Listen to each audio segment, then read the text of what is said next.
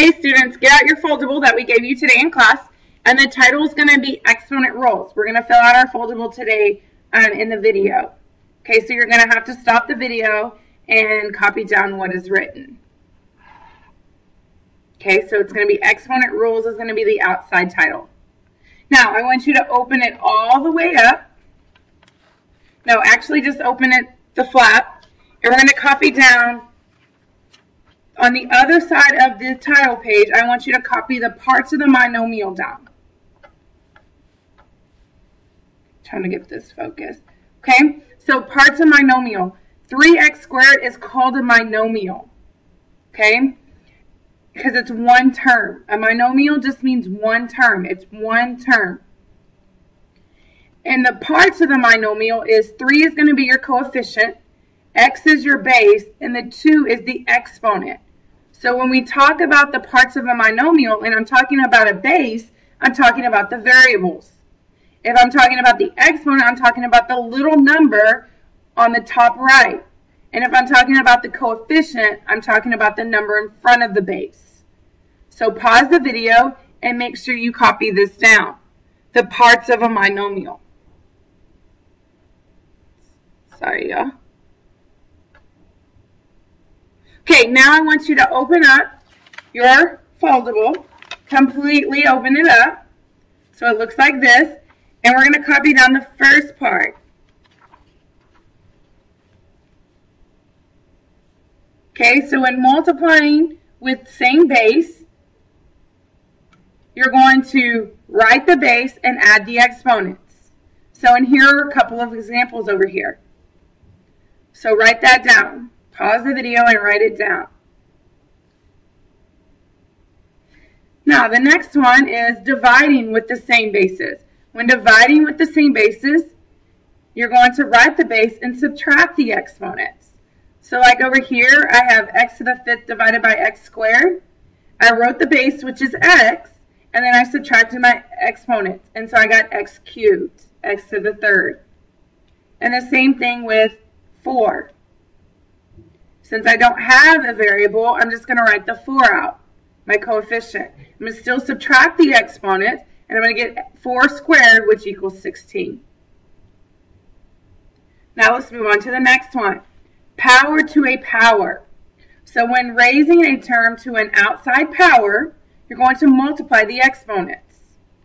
So here are some examples. So if I have x squared raised to the 3rd power, then I'm going to multiply 2 times 3 and get x to the 6th. And the same thing with the next one. If I have 7 cubed raised to the 4th, I'm going to multiply the 3 and the 4 and get 7 to the 12th power. Sorry. So again, pause the video and copy it down. Okay, and the last one on this page. If distributing a power to a product. Let me pull that down just a little bit. You're going to distribute the power to each variable and number inside the parentheses. So both the variable and the number. So for example, if I have 3x to the 4th raised to the 2nd power, well, 3 is going to be raised to the 2nd power, and x to the 4th will be raised to the 2nd power. So then 3 squared is 9, and x to the 4th raised to the 2nd power. Remember, you multiply those, so you're going to get x to the 8th. So again, make sure you pause the video and you copy all of this down. Now, I want you to take your foldable, you're going to close it up like this, and then you're going to open the middle part of it. So we're going to fill out the middle part.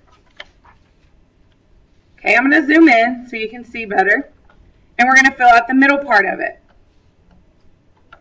So, a fraction to an outside power raised both top and bottom to the power. Okay, so if I have x to the squared divided by y cubed, all raised to the 3rd power, you're going to distribute that to both the top and the bottom. Okay, so it would be x squared raised to the 3rd and y cubed raised to the 3rd, which will be x to the 6th, y to the 6th.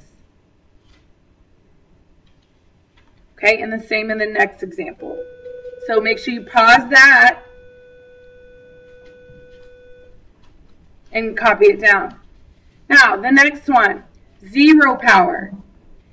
Any non-zero term, that's 1, 2, x, y, z, any non-zero term to the 0 power is always going to be 1. So you'll look, x to the 0 power is 1, 3 to the 0 power is 1, x squared y cubed divided by 3x cubed to the 0 power is 1. Anything to the 0 power is always going to be 1. Always.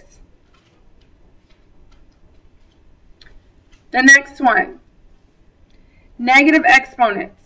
Move the opposite side of the fraction bar. Move to the opposite side of the fraction bar. Exponents become positive. So I have x to the negative 2. I'm going to move it to the bottom of the fraction bar, and the exponent becomes a positive number. If I have 3 divided by y to the negative 3, y to the negative 3 is going to go on top, and so I'm just going to have 3y cubed. Remember, the exponent becomes positive once I move it. And then if I have x squared divided by y cubed to the negative 2 power, I'm going to flip the inside so my exponent becomes positive, and then I will distribute. Okay? So when you move the term to the opposite side of the fraction bar, your exponent becomes positive. You have to have positive exponents. Okay? And the last two things. Remember, if you have negative 2 squared without parentheses, it's a negative 4. If you have negative 2 squared with parentheses, it's a positive 4. And if you have a negative outside the parentheses and a negative 2 squared inside, it's a negative 4 as well. Because the parentheses become a positive 4, but then you have that negative on the outside, so it makes it a negative 4. And also remember, hold on, let me fix this. Also remember, if there is no written exponent, it is understood to be an exponent of 1. So, for example, if I have x, y squared z, the x has an exponent of 1, and the z has an exponent of 1. Because there is no written exponent, so it's understood to be a 1. Okay? Make sure that you have this video, you have this foldable filled out, and come to class tomorrow with it filled out. Have a wonderful night.